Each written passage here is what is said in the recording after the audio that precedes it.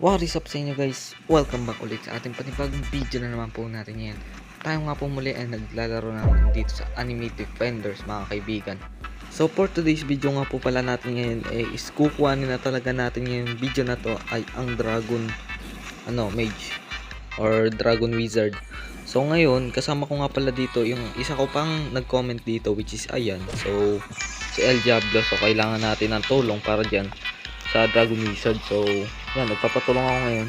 So ngayon nandito tayo sa may Golden Portal. At kung bago ka pa lang dito sa channel ko, huwag mo kalimutan mag-like and subscribe at hit mo na rin ang notification bell para updated ka sa videos na i-upload ko. Yun lang. So ito na the moment of truth, kung meron talaga. So this is the last wave and I hope na meron. So titingnan natin and 3, 2, 1. Lang, tagal ah. Ayan na. Bang! At wala tayong nakuha syempre. So meron pa siyang golden portal no, which is El Diablo. So maraming salamat sa iyo sa pagtulong and sa pag-join na rin no. So let's go. Ito na boy. So I hope na meron tayo. So ito na, wave 15 and makakuha kaya tayo. So titignan natin, okay? Ayun may Dragon Mage na rin siya. So ang angas talaga ng Dragon Mage. Gustong gusto ko talaga makuha yan. So ayan na, tapos na. Wow, kala ko meron. Yun, wala na daw siyang portal pero ayos lang yan. Meanwhile, so ito na lang ginamit ko which is itong mythic portal ko which is itong lunar. So titignan natin kung makakuha tayo ng secret no, malay mo. Yun lang, nataya kami, na defeat kami. So yan mo na, ayos lang yan. Meron pa naman akong rare lunar portal. So kaya ko naman gawing mythic yun. So gawin na natin to, i-roll na natin yan. So yan, Hunter 1 lang, okay. So nag-join lang ako sa ibang portal no. So hindi ko kilala to. Pero napag-join ako dito. So I hope na makakuha ako dito. So ito na, wave 15 and makukuha kaya. So titingnan natin ngayon. O yan na. Uy! Dalawa. Golden Emperor tsaka Mythic. Wow. So total na wala yung kasama ko. So hindi ko muna to gagamitin. And ang gagamitin ko is Lunar Portal. So gagawin ko to kung titingnan natin kung makakuha tayong Mythic. Okay, let's go. Makapag-infinite na nga lang. Ang malas ko sa portal ah. So ito na lang, First Kingdom na lang. So titingnan natin kung makakuha tayo. Let's go. Ito na, the moment of truth. So yun, nakukuha tayo isa. Let's go. At makiklaim ko na pala to no. And yun, meron na tayong Princess Swordman. Ay, Swordmaster pala. Sorry. So meron tayo nitong Ancient Portal which is Hardener. So hindi na muna natin to gagamitin. So ayan. So ipunin ko muna yan. Siguro ang gagamitin ko na lang is yung Curse. Okay. So ito patapos na. So pag ito wala pa rin nakuha, 80% yan ah. Akala ko baka wala pang makuha eh. Wala nga. Daya naman nun. Sige na nga, ito na lang gagamitin ko. Wait. Ito na. Sana makukuha. Please lang. Ito na. Titignan natin kung may makukuha. Sana meron. At wala. Siyempre. At meron naman tayong Ancient Portal pa. So, it's okay. Uy, may Mythic. Curse Kingdom. Uy, nga, Curse Kingdom. Okay, let's go. So may isa pa nga pala akong Hardener Portal. So let's craft na natin. Let's go. Yes sir. Finally, nandito na nga po muli tayo sa may Ancient Portal no. At hindi nga pala to Mythic, Legendary, Rare o Epic. So ito nga pala ay Secret Portal. So nakakuha nga pala ako ng Secret Portal. So hindi naman talaga ako sa akin yung Mythic Portal no. So nag-join lang ako sa ibang player kasi nakakita ako ng Mythic na Ancient Portal. So syempre magjo-join ako.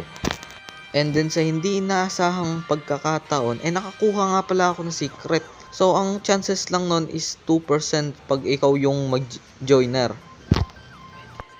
So I'm not expecting na makakakuha ako ng secret portal dahil nga joiner lang naman ako. So mas mababa yung chance nun dahil 2% nga lang.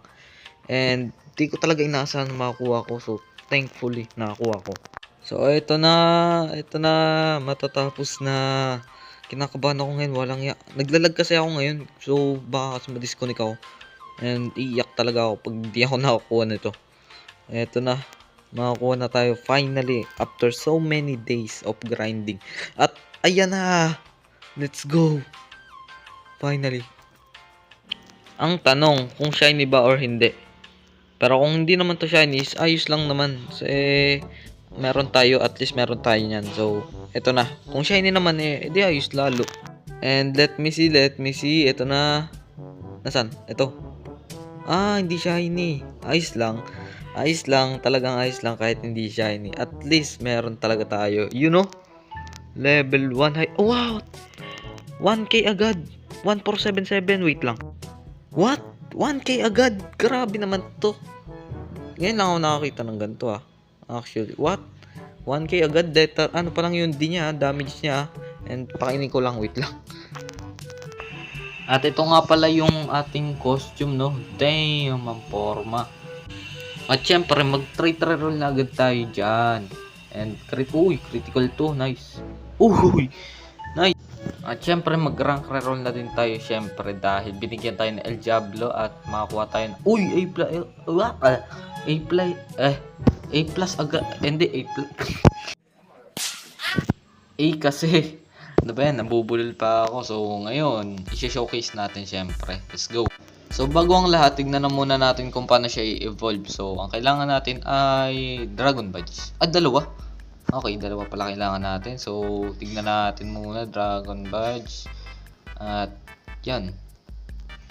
Okay. So, konti na lang. So, bali 10 lang na blue. Kasi 0 bali 5 yung kailangan. So, dalawa kailangan natin Dragon Badge. Di 10 nga. Yes. At grabe pala kamahal na ito. Walang yan. 5,000 yung pag-placement natin dito. 5,000. Grabe naman yan. Katagal. Pero ayos lang. Fair enough din naman yan kasi masyado siyang malakas. Okay. Mas okay na rin siguro kung 5,000 yan. Pero kung mag-almighty yata yan, magbabago yata presyo yan. Hindi ko sigurado.